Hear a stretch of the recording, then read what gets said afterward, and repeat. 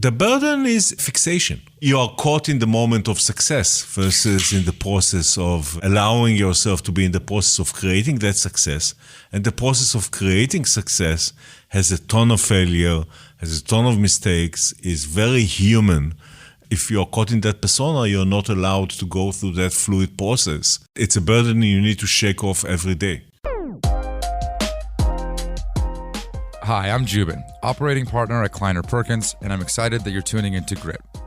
The goal of this is not for it to be a highlight reel of how successful my guests are, rather a candid exploration of how hard it is, both personally and professionally, to create, build, and scale world-class organizations. If you're a fan of the show, please subscribe, leave a review, and make sure to follow us on LinkedIn or Twitter. Thanks. What was the banker thing? Barclays, it's like a conference, and you explain to bankers why we're the future. Is it for going public? Yeah, eventually, at the right time. How much of that shit do you hate? I mean, at this point, this is your third company that it's public knowledge that you're going to take this thing public. Right. How much of that are you like, oh God, it's a privilege, I guess, but it's kind of a dog and pony show, isn't it? It's like you don't like dressing like this. You know what? It's sometimes very difficult to distinguish between pain and fun. It's both, I guess. What do you mean?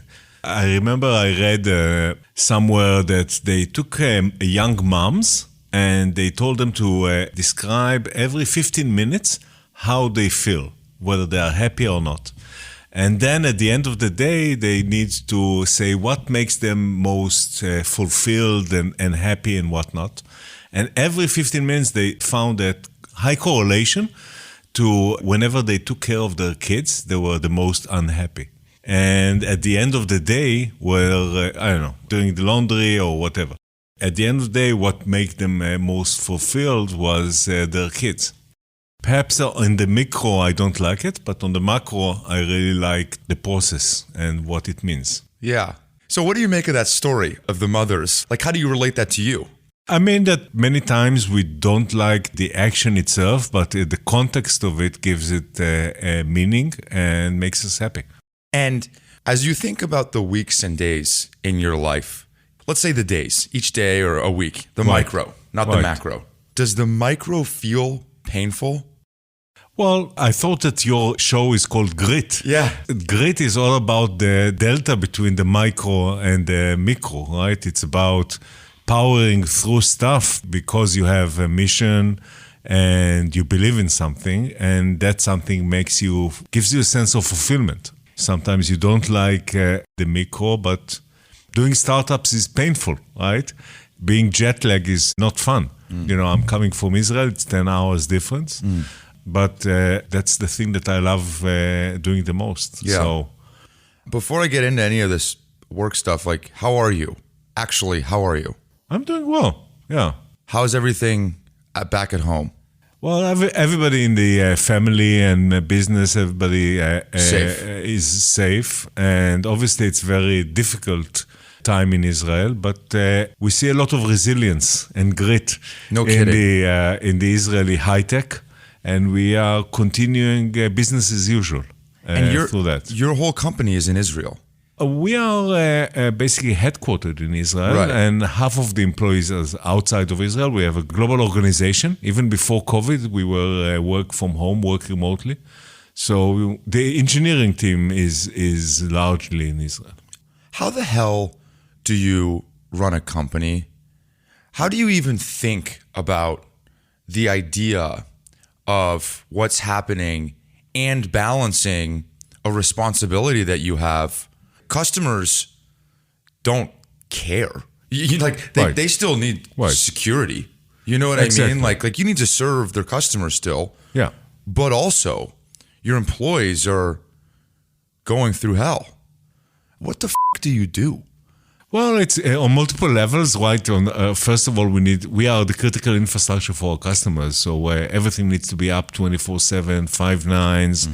So you need to start with a very robust capability of addressing these challenges, and we've enhanced that.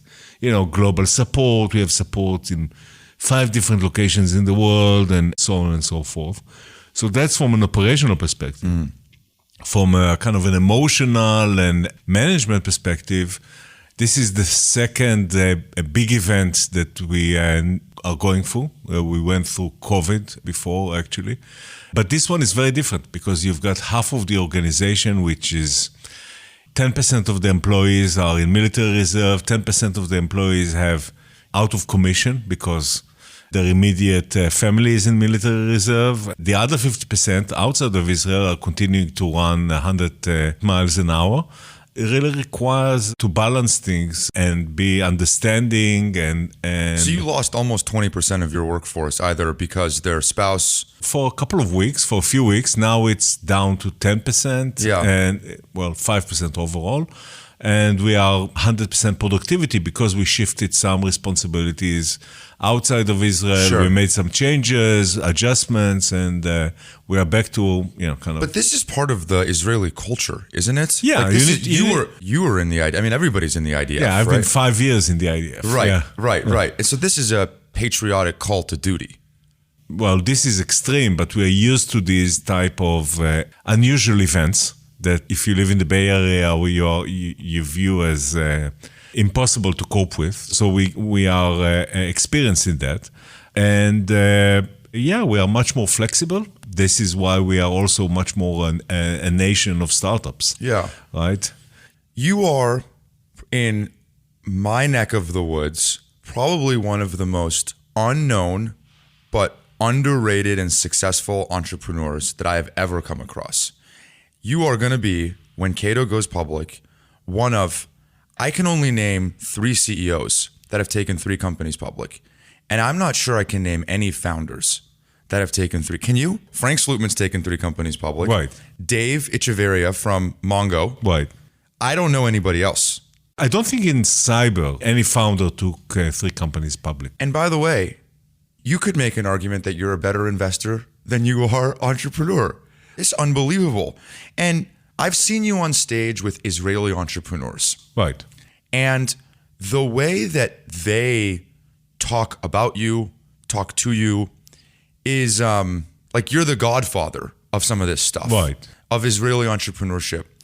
How do you view the responsibility of being a figurehead in Israeli business? Do you feel pressure to be more than a entrepreneur? Do you feel like it's an obligation? What's your relationship to that idea? Can I give you one example and then I'll let you riff on this? Yeah. Michael Jordan was notorious back in the day for only commenting on basketball matters. That's what he really cared about. It's what he wanted to talk about. Right. And he viewed his way of changing the world through basketball as that medium. Right. Now, the LeBron Jameses of the world, the current leaders in the NBA are much more vocal about other issues. Right. How do you think about that? Because you're right, like we don't think it's different where you are. There are multiple angles to this question. One is on a day-to-day basis, I'm completely unaware of the way that other people perceive me. And from my perspective, I did Checkpoint, and then I joined 2 young entrepreneurs coming out of the army and sat in a small room in a crummy office space and started the next startup. And then after I took that public and went to the next phase, I joined another entrepreneur and again started 2 people in a room with a whiteboard. It was strange 20 years ago that I did it. It was even stranger 9 years for other people that I would do that. Why would I do that at this stage of my career? But for me, it's one natural and also perhaps not consciously a way to shake this burden of persona that you're referring to. Going to work every day and being in the details and doing the hands-on CEO job is a great way to unburden myself from this. Now, usually and historically, I've been exactly what you described, right? I've been immersed in high tech, I've been in cyber, I've been opinionated about subjects like that.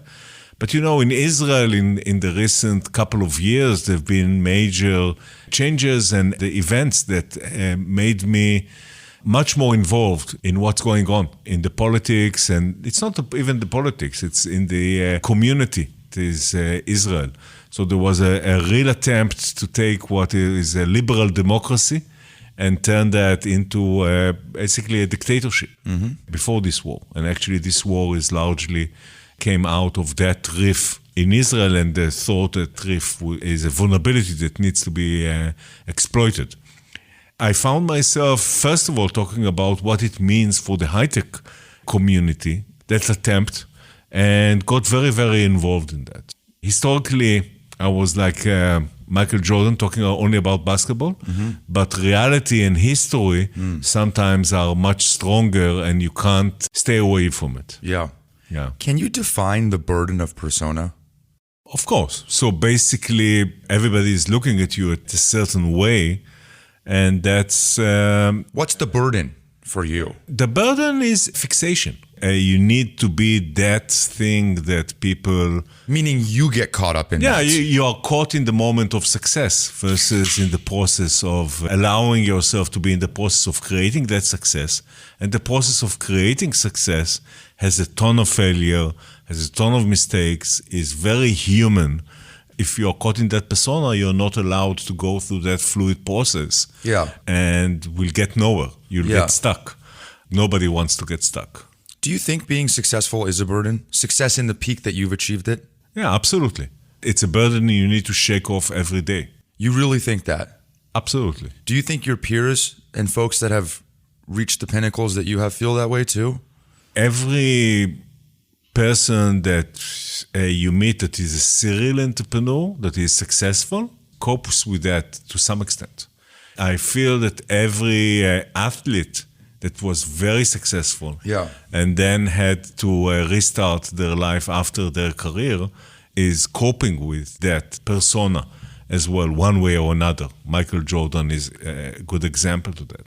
So yeah, absolutely. The drivers that brought you to the table to start with in order to do the startup and the persona that you end up with are contradicting. And where is the dissonance in folks' mind between this idea that you're a billionaire, you fly private, you have all the things, okay? Right. You have all the things that come with success. Right. Yet there is a hollow feeling that remains. Explain the space between those two things. Because it was never about things, it was about ideas and making them real. Starting Checkpoint was not about being able to have things. It was about kind of a very specific idea of the internet becoming this hugely important platform and being able to be part of that revolution and providing security for that. And that's always been the case for me. I was much more interested in ideas than things. Are you married? I am. My wife is interested in things. She's actually also an artist, and she's... Does your wife ever... She observes the micro every day on you, right? Right. The pain and stress that comes with company building. Right. Do you have kids? I have 5 kids. You have 5 kids? Yeah. How old are your kids? A wide range, between 31 and 17. Okay. And so the younger kids, when they were in middle school, elementary school, how do you make a trade-off in your head of this call to go create something in the world that didn't exist before with life that's happening along the way? Right. And, when I think about your wife or kids and stuff, when you have all the things, right? Like everything else is already set and taken care of. How do you think about that? Can I give you a long and winding answer to that? As long as you want. Okay. So in Israel, there was an invention called kibbutz, which was a great example of a community of people that live together equally. They all contribute to a common economy. They all live based on the prosperous outcome of that economy. So the kibbutzes were a great idea.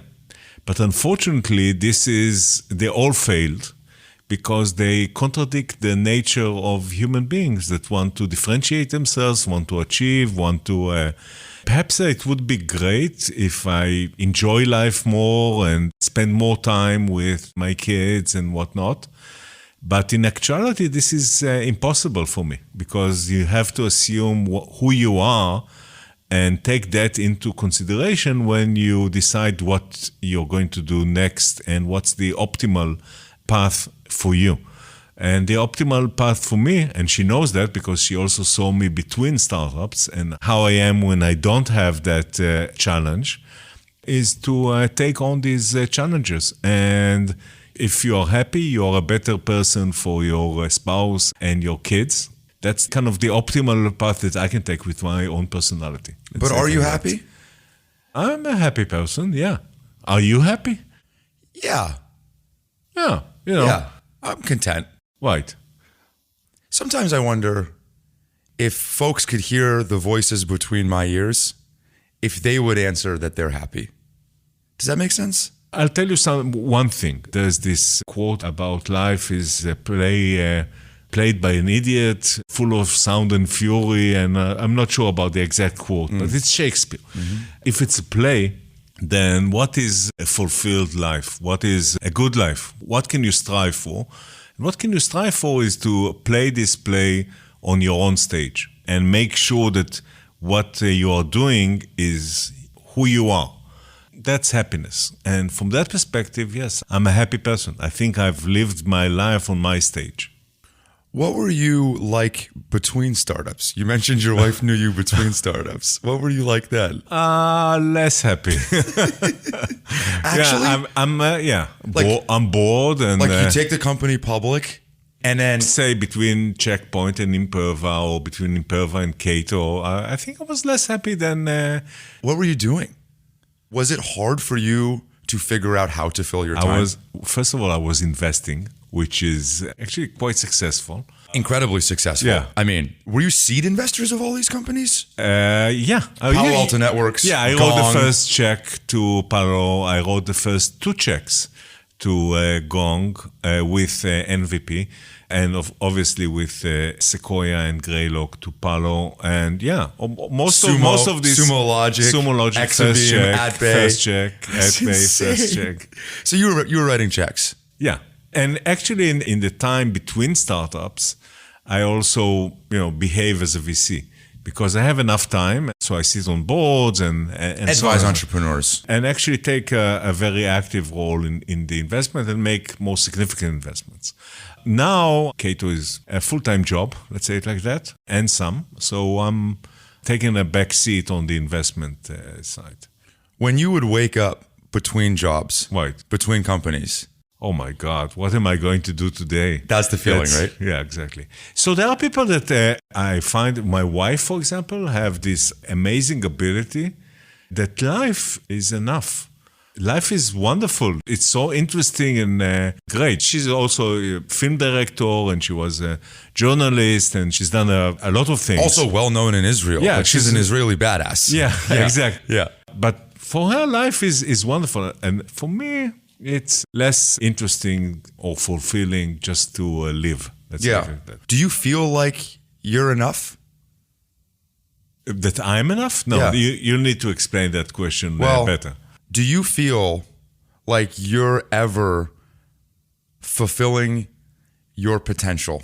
Do you ever feel like the delta between your current state and your desired future state is closed? Do you ever feel like that gap has been closed? That's a good question. I never thought about it because I never thought about what I do as something that has to do with myself. It's more of I have an idea. Cato has a big idea of how to, simplify the cybersecurity and heal that broken market. And it's a 20-year vision, but it has nothing to do with me. It's more like I've got this abstract idea, and now it's a 1,000-employee company, and few years from now, it's going to be 10,000 employee company and, with so many customers and a leading vendor in the market, right? So it's more like taking abstract ideas and making them a reality. It's less about what I am becoming in the process. But isn't there something, maybe it's from childhood, maybe it's not, but isn't there something that's pushing you to do this? Some dissatisfaction, and maybe that dissatisfaction is not with yourself. Right. Maybe it's in the way that the world exists that you think there could be something different. Right. But isn't there something there? How old were you when you started your first company? I was 27. 27. Yeah. Defined company. I was 16 in my first startup, but it wasn't a very commercial startup. Okay, 16 years old, exactly. Yeah. And so from that point on, how old are you now?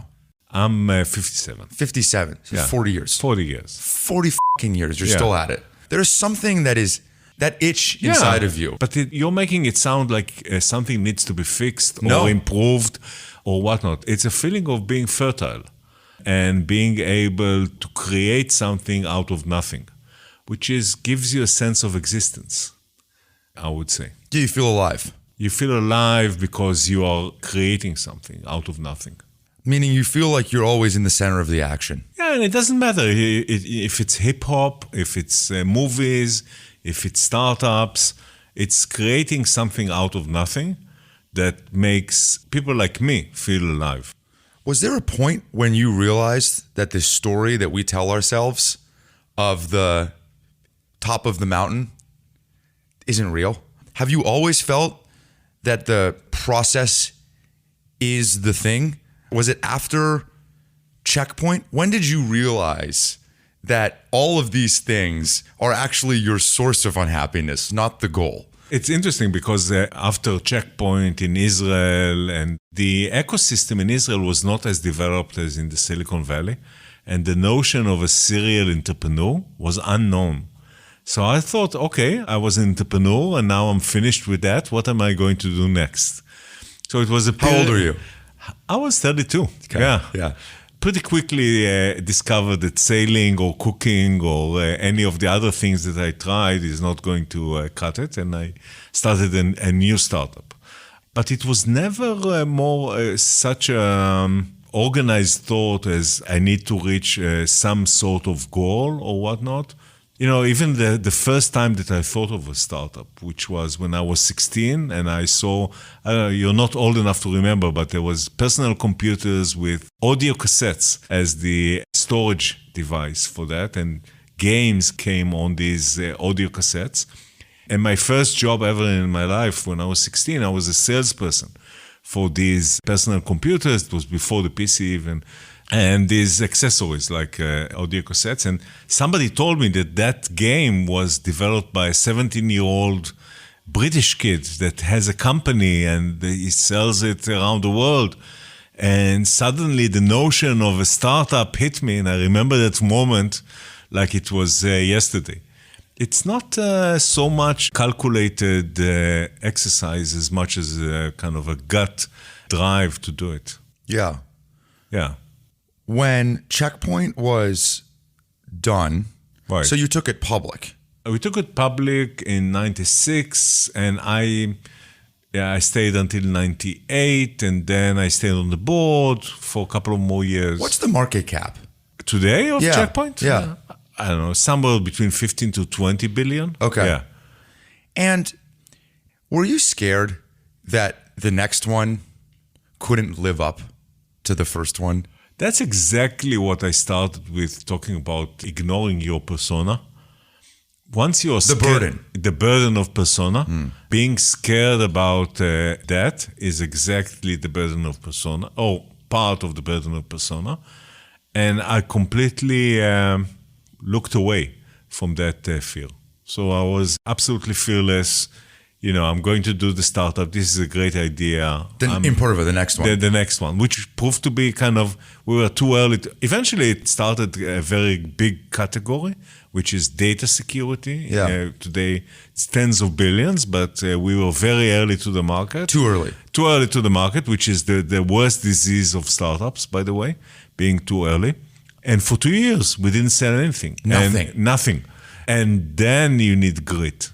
Because you need Because you're asking yourself, was that a fluke?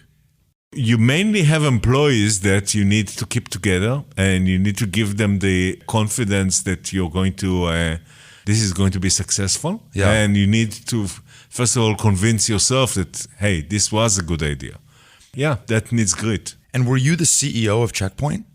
I was not the CEO of Checkpoint. I was second in command in Checkpoint. And then you were the CEO of Imperva. I was the CEO. Was there a chip on your shoulder? Again, like I think back to the question of like, are you enough? Can you do this again? Can you do the CEO job?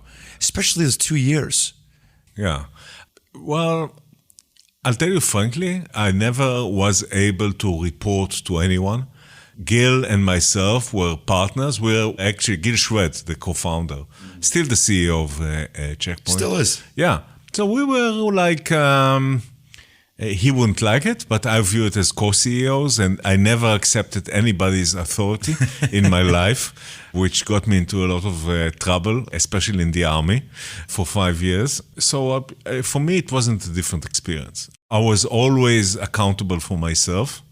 So I was always my own CEO. When you were in the Israeli army, were you rebellious?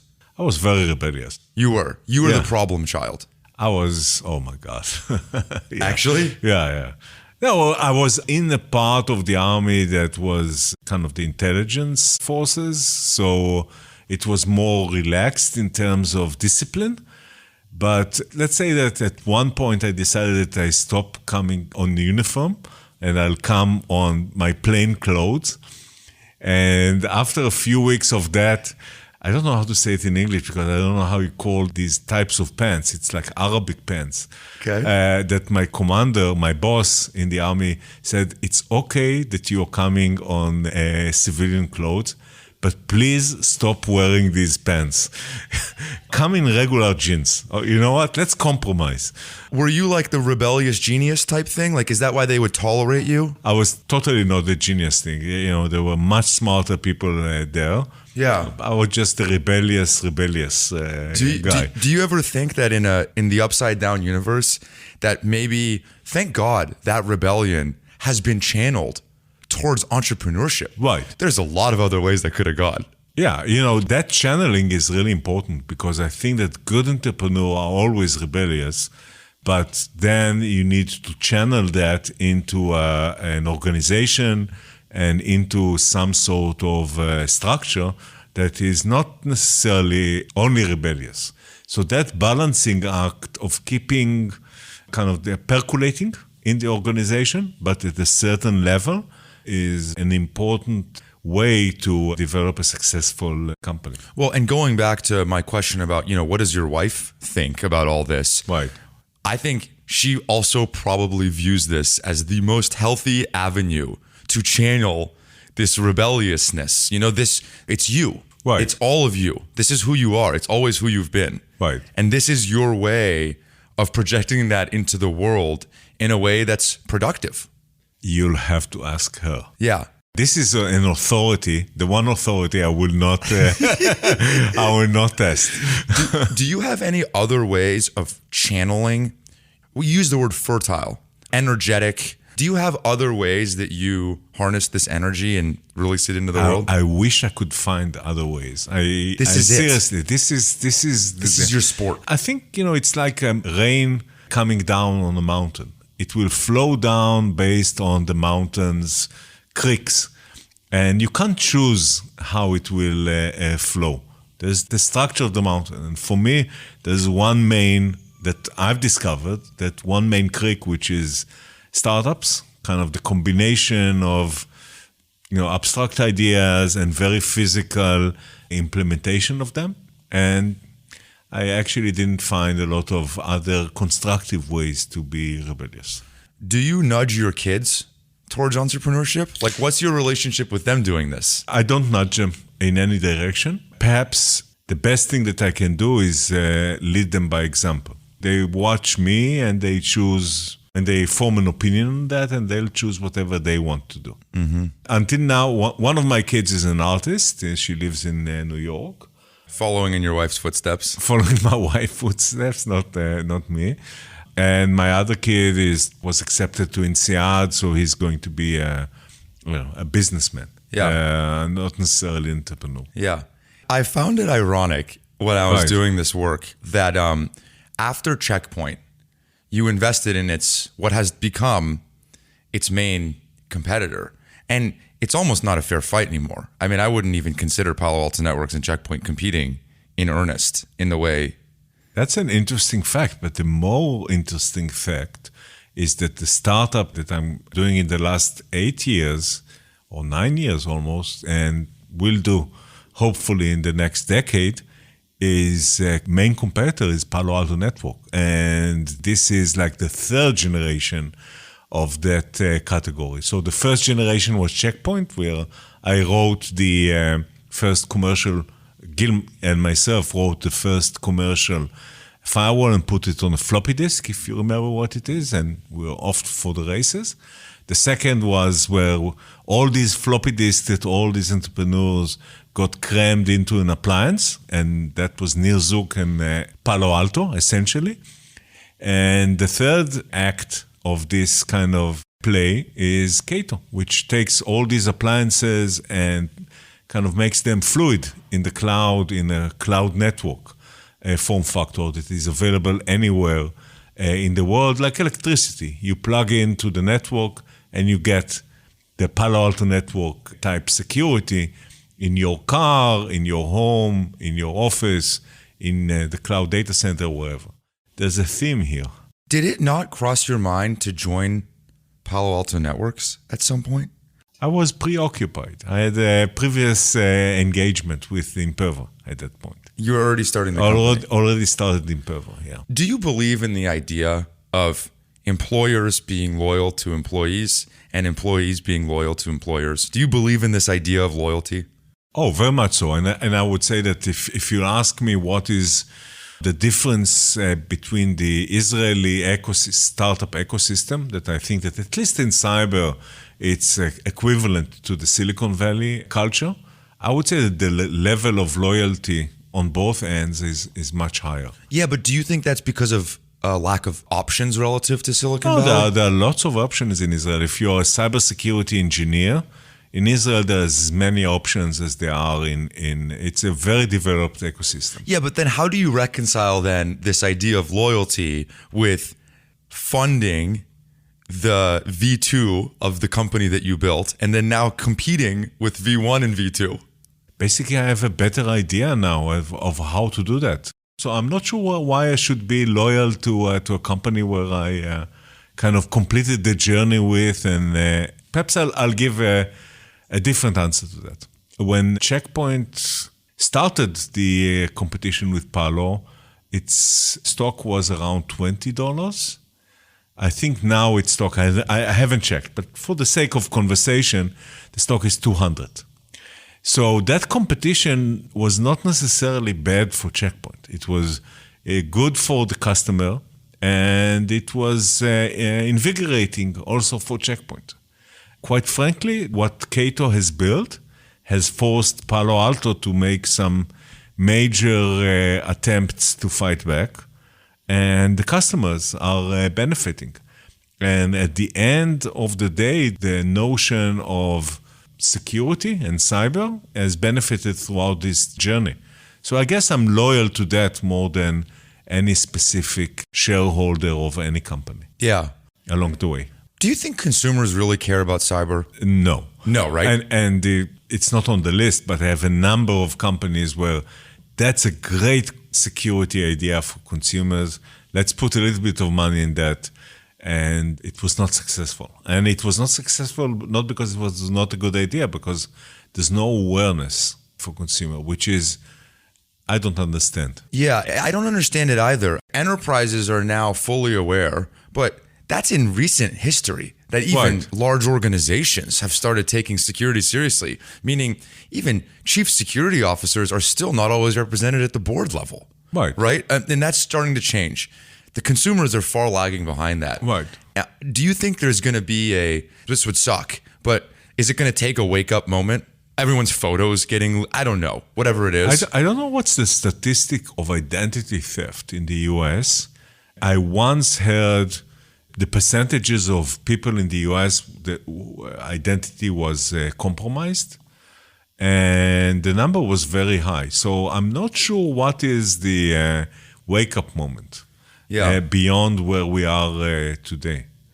That's a good question. Perhaps a cyber war that really affects people would be a wake-up call, but I'm not investing in consumer security anymore. Has anyone worked with you across all three companies? Like, do you consider yourself a demanding CEO? There are multiple people that work with me now at Cato that worked with me for 20 plus years. So, like there's people that you haven't burned out. Yeah. I think I guess it's a evolutionary process. If you Darwinism, right. And I'm very demanding. I'm very demanding for myself and therefore you expect it for others. For others. But I'm always ambitious and demanding. Yeah. It's funny. I usually ask big company CEOs this, meaning I asked Thomas Curry in this, not startups, but do you get worried that people won't tell you how it is? Because you are strong-minded, you are opinionated, you've seen this song and dance before, you have credible authority, but you don't know everything. You haven't seen everything. What's happening at Cato is still different than what happened at your previous companies. Right. And there's people closer to the ground truth of what's happening than you. Do you worry that those people can't find their voice to tell you something? Very much. And I try to build a relationship in which it's a trust relationship, in which they feel comfortable with me and to talk openly. And I think that that's the culture that we had in all three startups that I was and am part of, that we have a very non-political, very open, very direct, Israelis are very direct type of culture. And being able to build the picture of the world and have a very detailed understanding of kind of the landscape that I operate in, whether it's through open communication with people or just consuming a lot of information across multiple channels and being in as many places as I can be and get multiple angles on the situation, on the battlefield, if you want. That's extremely important. I think that's the number one goal of a CEO, is to be the intelligence officer of yourself and then find the one place where you need to go deep and get involved. So that's the mode of operation. But going back to the cultural thing, you need to ask people that worked with me about that. But I feel that we've built throughout the years a culture of openness. Mm-hmm. Yeah. Do you hate being a public company CEO? I keep thinking back to this nature of authority and your relationship to it. Being a public company is got to be like jail for a guy like you. You know, I mean, you are no longer making decisions. Your constituency has changed. Right. I can't imagine that's a good feeling for you. It's a different game, right? There are rules. You have to follow the rules. You have rules when you have VC investors as well. It's a different game.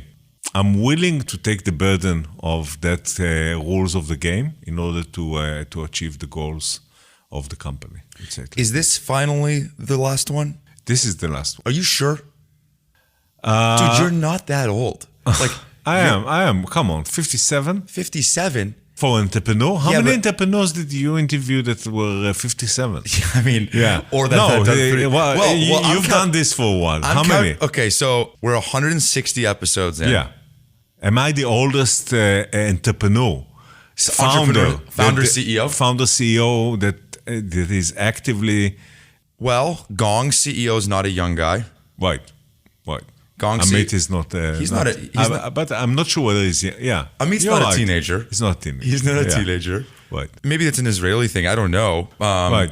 You're right. I have to really scratch and claw. Exactly. It's not obvious. But I think this is the last one, because I also think what Cato is doing is like, it's going to take a decade, 2 decades to really build it out completely. I think at that age, I should better... accept reality and become a full-time investor. But even just thinking about this now, there's plenty of CEOs that I know that are not the founders, that are the CEOs, that are in your age cohort. You could be the CEO of a company and not the founder, couldn't you? But that's completely not interesting. You wouldn't want to do that. No. Doesn't sound fun. If it's not my idea that I'm working to, no. I view being a founder of a high-tech company more of an artistic. You have your own idea, you write a script, you direct a movie, you make it real. Then somebody else's idea and I execute it. That's not interesting. I will bet you, in 20 years, I'll come to your house in Israel. We'll sit down over a coffee, and Cato is going to be a public company, and you have already started another one. There is no way. And by the way, I think one of the things that is so cool is that you're a Renaissance man. Like, you reinvent yourself. Right. And I think that you're going to find, I think that there's going to be something in the world that so deeply bothers you that I'm not even sure you want to do it, but you have to do it. Right. Does that make sense? Yeah, but can I ask some questions? Please, ask. That's an interesting concept because that's probably true from an energy and perspective.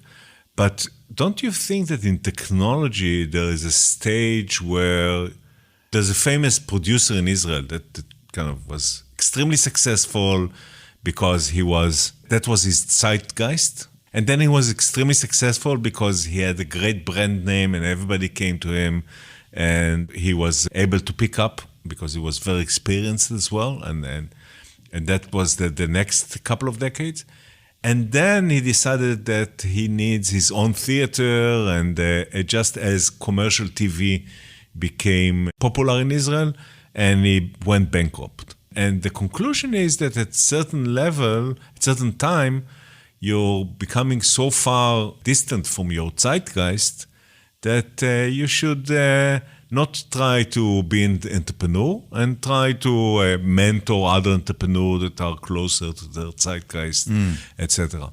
So there's also that point that needs to be taken into account, right? I think it's very logical. Right. That kind of theoretically interests me. What is the point in time in which I'm distant enough from my zeitgeist that I need to move to be a full-time mentor?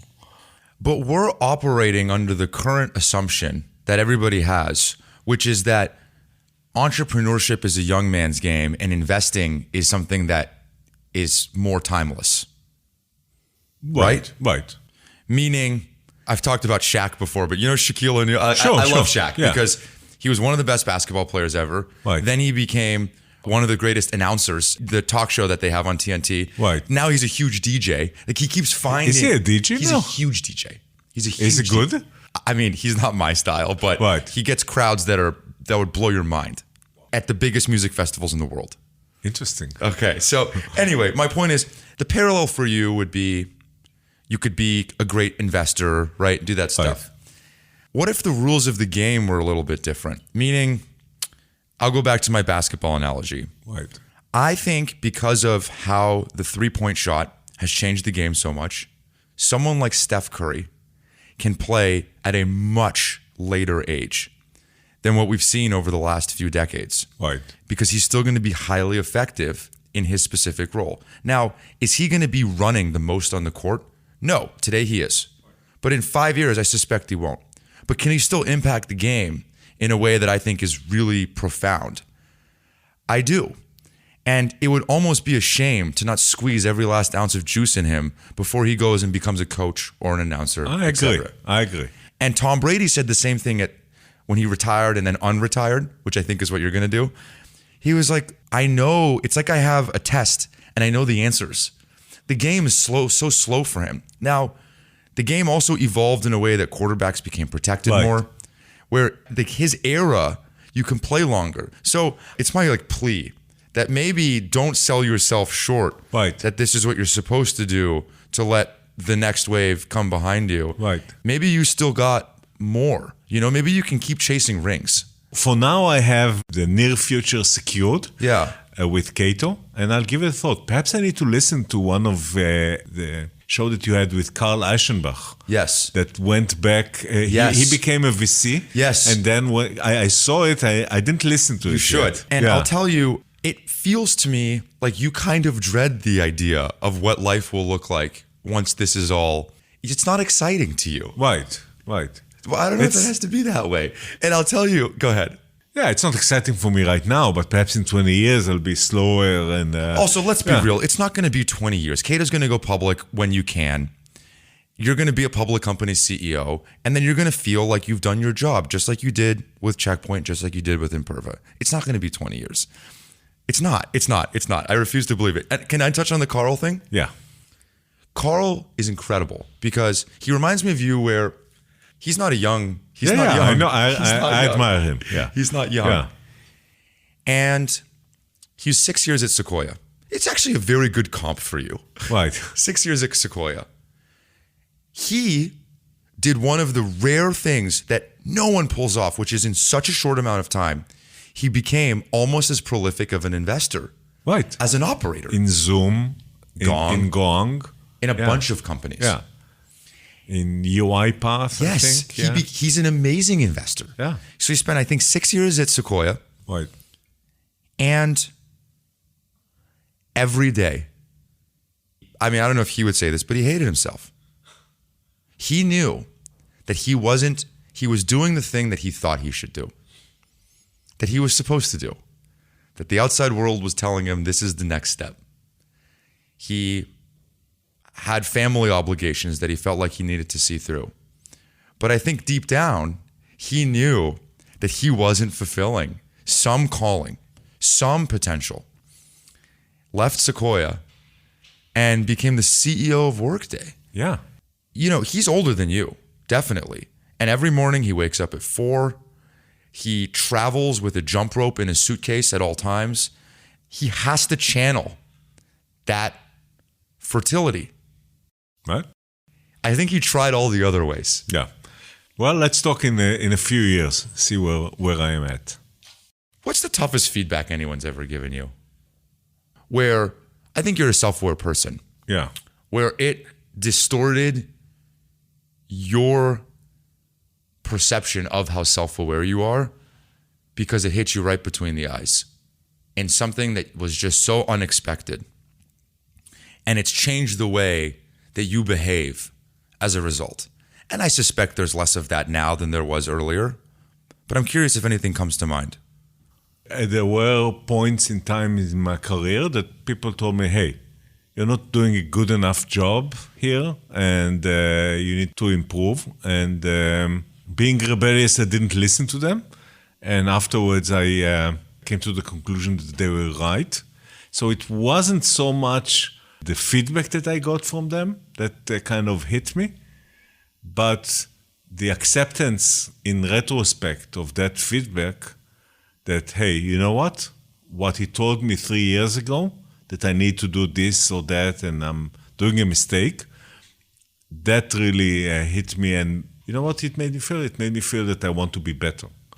I want to wake up every morning and prove to that person that I can do better than that. I guess that's being rebellious even with criticism. Mm-hmm. So I need to convince myself that the criticism is right. That's right. Right. Can I ask, who is your social crew in Israel? Who do you hang out with? Who are your friends? Are your friends the same friends you've always kept? Are your friends a bunch of Israeli entrepreneurs like Amit? It's not from the high tech.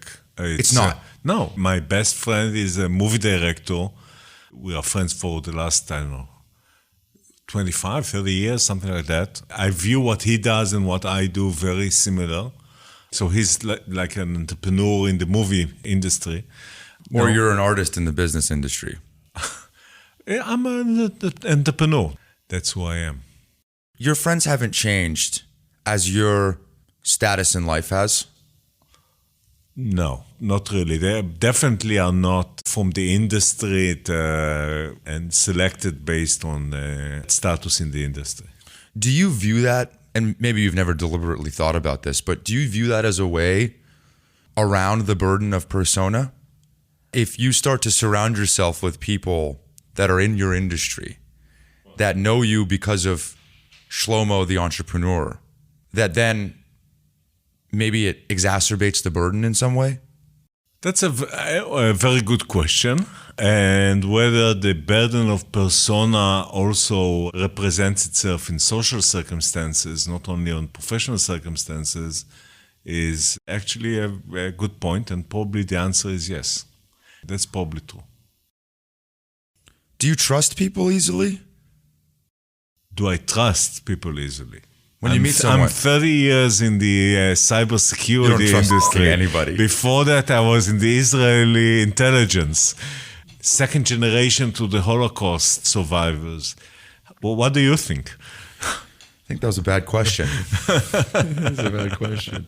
You've said before that the number one trait of an entrepreneur is intellectual honesty. Right. Do you stand by that? I firmly believe that it's a must. Can you explain? Yeah, because basically being an entrepreneur is a process of iterating with reality, between your vision and reality. And that iteration needs to have a closed loop of feedback that you take into account and navigate in order to make things real, which also means that you need to take your vision and mold it, or what's called pivot it, in order to be successful. And being intellectually honest is a critical element of that feedback loop. And in this feedback loop, does the burden of persona show itself up again? Let me tell you where my head's at. Yeah, absolutely. Does it make sense? Absolutely. This is a mistake, but I'm Shlomo Kramer. What do you mean a mistake, right? That hurts your ability. You need to be real. You need to be present. You need to be the person that thinks about a problem. In mathematics, there's no seniority. Right? Either you solve the problem or you don't solve the problem. You can be 18-year-old and solve a problem, and you can be Einstein and make a mistake, and quantum physics is a good theory. Basically, you need to be subject matter, which means no persona. I say that also because when I talked to the Greylock folks before this, I talked to USVP, investors of yours for a long time. Right. There's no way everything that you do, every company that you want to go start, there's already a blank check waiting for you. There's definitely people that are trying to support you no matter what. Well, you're talking with the people that did invest in Cato, but you didn't talk with the people that did not invest in Cato, and there were quite a bunch of those. Really? That basically said that this is an ambitious idea, and they will pass. I guess the ambitious idea in kind of cultural gap I hope that wasn't us. No. Okay, good. And I'm not going to say who it was. Good. But it means, you're out of your mind and you're not going to make it work. It is an ambitious idea, but I guess the term is we made it to the past before winter and we were able to make it work. Can you explain that? Yeah. I need to be a little bit technical in order to explain that. The past before winter. I thought it's an American expression, they're getting to the past before winter. Well, kind of the carriages going west, yeah. They need to go through the past before it closes with snow, and then they are stuck and dead. Yeah, one thing you have to understand about me is that I grew up in a Persian household. And so none of these things were ever said in my house. You see? Yeah, it's what Cato has done has never been done before, which is essentially create a network that is the infrastructure of organization, the most critical infrastructure. It needs to be always on, 5 nines, every application, anywhere in the world, no matter what, super stable, telco level. And at the same time, that network needs to provide the best security, the most advanced capability, the most updated defenses, which means it needs to be updated all the time. It needs to run 3,000 updates a year, essentially, and still be super stable. Nobody has ever done it before or after Cato. People thought it's impossible. And we've built the IP over a few years to make it possible. And those few years, if you ask what grit is, those were years of grit. Because if your network is not always version 3 works, version 1 and 2 sort of work, which is fine if you're an application. But if you're an enterprise network, even to a small organization, you get a call at 3 a.m. in the morning on the cell phone you were stupid enough to give the CIO that says, what the hell is going on? The network is down. It was a few very tough years that we've made it to the past and stabilized it and built all the IPs and invented all the stuff we needed to invent to make it work. And in this metaphor, what is winter? Winter is we run out of money. Basically, we are simply unable to reach that point. The customers lose confidence in us and the entire thing crumbles. There's a certain point in which, if you are unable to find a solution to the problem, the company is going to not be successful. That's winter. Do you think you're good at hiring? I think I'm getting better, yeah. Do you think you weren't good? I've started mediocre and now I'm pretty good. Let's say it like that. And what do you look for? Is there a Shlomo interview? Is there a thing you test for? First, it's the personality, then it's the function. What are the personal traits that I'm looking for in somebody that I work with? And quite frankly, it's somebody that I'm willing to go to battle with. Who are you willing to go into a real tough situation and have a mutual trust relationship with in coping with that situation? So accountability, grit, loyalty, all of these personality things are really important. And you're looking for somebody who's also at the stage of life that is willing to commit to the effort at the level that I'm expecting myself and everybody else to commit to the effort. How clear are you up front? And not everybody is in that stage of their life. So totally. Yeah. How clear are you up front what that effort looks like? I'm very direct in interviews. I What would you almost say? am trying to be overly direct. Countersell. In order to make sure that the person understands and how he reacts to this counterselling. Mm-hmm. Yeah. Do you think American work culture is kind of soft now? No. You don't think so? No. Can I tell you why I asked that? No, I don't, not at all. Why do you ask that? There's two lenses with which I'm asking. One is the directness. I find that Israeli culture is much more direct. Right. And I really appreciate that. Right. And I find that in American culture, it's not very direct. There's a lot of bullshit. There's a lot of pandering. Right. People think I'm from New York. So if there's a part of America that is most like, I think, the Israeli culture, it's the New York culture of just real brutal honesty. Right. Not a lot of wasted words. Right. I find that that's not totally the case. So that's kind of number one, just the directness in communication. And the second is just the general work ethic, how hard we work, the way we work. I wonder if you've seen anything like that, or if... So the work ethics, I don't see any difference. You find the people that have high work ethic and you hire them. And the directness is just the ceremony. It's the ceremony to get into the conversation and into the real thing. The ceremony is more elaborate in the US than it's in Israel. But if you follow the ceremony rules, you get to the point. And that point is not very different in Israel and the US. I think that's very well said. Is there startup advice that you can't stand? Is there advice that you think people give that you're like, this is so wrong? Why are people saying this? Usually I don't listen to startup advices, so I'm ignoring them. So I'm not sure Never. that I can even remember startup advice. You think people ignore your startup? You know what? I'll tell you one criteria for me to choose startups. Founder teams that I like investing in are the ones that don't want to listen to my advice. The ones that seem that they are almost want to take the money and not listen to me anymore. Then you find ways for them to listen, but I find that listening to too much advice is not necessarily a good thing. Why? Because usually the successful entrepreneurs are rebellious and have very opinionated and have their own vision and are burning in a fire that comes from within. And advice is something that can be consumed only moderately by these type of people. Where do you get your best ideas? In the metaphor of artistry, artist goes and sits somewhere idyllic in the woods or a grass looking over a pond. For you, it's probably more intense. I'll tell you where I got the Cato idea from. Actually, with the co-founder, Gur Schatz, we had the previous idea that we worked on for 3 months in room and with the whiteboard and everything I told you about. And it wouldn't stick.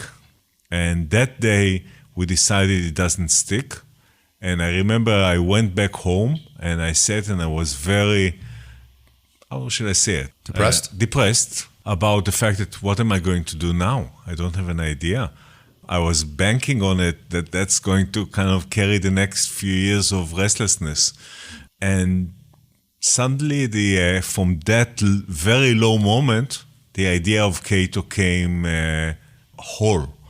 So I immediately called Go and told him about that idea, and that was it. So I would say desperation is the best source of ideas. How long from sulking, leaving the office that day, killing the idea, sulking, to Cato being the spark flickering again for Cato? How long was that time? One evening. Yeah, it was the same day. That evening I was sitting we have a patio in the house where I live, and I was sitting in the patio and sulking, and that was it. Do you think you're present? Meaning, do you find yourself present in all facets of your life? I'll count this is present. Right. I think we're very present with each other's company. Right. When you do other things, when you're at home, when you're at the office, when you're on the plane, right. when you're in transit, do you find yourself present? Sometimes I am, sometimes I'm not, and I can't give you the exact formula to what makes this a present conversation versus some other conversation that would not be such. Yeah. Yeah. Dude, I appreciate you doing this. Yeah. Thank you very much. It was interesting. This is very fun. Yeah. Are you hiring? We are hiring across the board. Any key roles that you want to shout out? We are hiring senior position both in the kind of the sales channel, customer success, engineering. Where? Location. So the go-to-market is primarily North America right now, but also Europe and APJ. And the engineering is primarily in Israel. When you hear the word grit, what do you think of? I think about the ability to believe in yourself and sustain a hardship in order to make that belief real. Shlomo, thank you. Thank you very much. That's it. Thanks for tuning in. Feel free to come back every Monday morning to listen to a new guest, or go back into the archives when we've done more than 100 episodes. This podcast is a Kleiner Perkins production, and the episode was edited by Eric Johnson from Lightning Pod. Thank you all.